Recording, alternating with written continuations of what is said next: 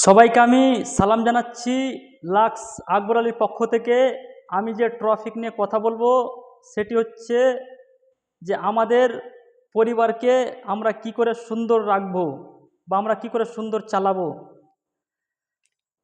তো মনে করেন অনেক পরিবারে দেখা যাচ্ছে যে রান্না বান্না হয়তো আমার মা বা আমার বাড়ির একজন, হয়তো আমার নিজের বউ হয়তো রান্না করছেন, হয়তো কোনো দিন একটু নুন বা ঝাল হয়ে যাচ্ছে, সেটার জন্য হয়তো বলাবলি করছেন।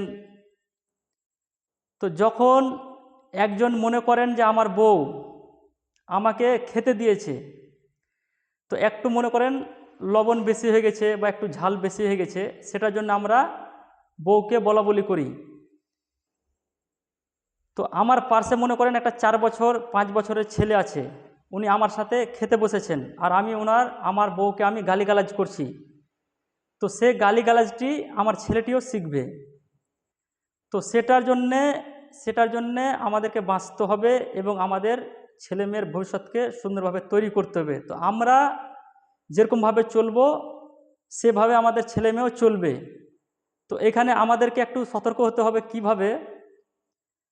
তো যখন আমরা খাবার খাবো, তো খাবার যদি কোনো ব্যতিক্রম যদি নুন ঝাল বা কোনো সমস্যা হয়ে যায়, তো আমাদেরকে বলতে হবে,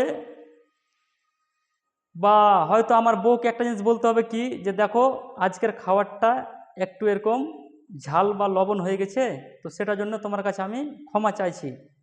তখন আমাকে বলতে হবে যে না, আমাকে ঝাল ভালো লাগে বা আমাকে লবণটা ভালো লাগে খেতে। তো যখন আমি এটা বলে দেবো আমার বউকে, তো উনি শুনে খুব খুশি হবেন। তারপরের দিন উনি কিন্তু চেষ্টা করবেন ভালো খাবার বানার জন্যে।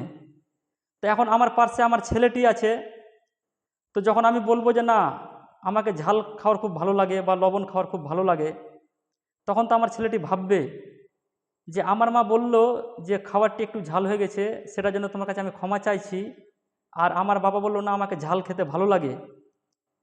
তখন হয়তো ছেলেটি আমাকে জিজ্ঞাসা করবে, আচ্ছা বাবা, যখন মা বলল যে ঝাল হয়ে গেছিলো, ওটার জন্য তোমার কাছে ক্ষমা চাইছি, আর তুমি বললে না যে আমাকে ঝাল খেতে ভালো লাগে। তখন ওনার বাবা ওনাকে বললেন যে দেখো বাবা, যেটা ভুল হয়তো হয়ে গেছে, এখন যদি আমি তোমার মাকে গালিগালাজ করি তো তোমার মায়ের হয়তো মনটা খারাপ হবে।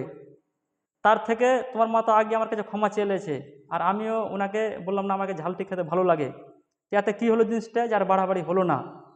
তো সেরকম আমরাকে সমাজে চলতে গেলে একটু খাবারটা নরম গরম খেয়ে নিতে হবে, তবেই আমাদের পরিবার খুশি থাকবে। আর খুশি রাখার জন্য আমরাকে একটু নরম গরম হয়ে চলতে হবে, আর আমরা ইনশাল্লাহ চলবো, আর আমাদের পরিবারকে খুশি রাখবো ইনশাল্লাহ। আসসালামু আলাইকুম।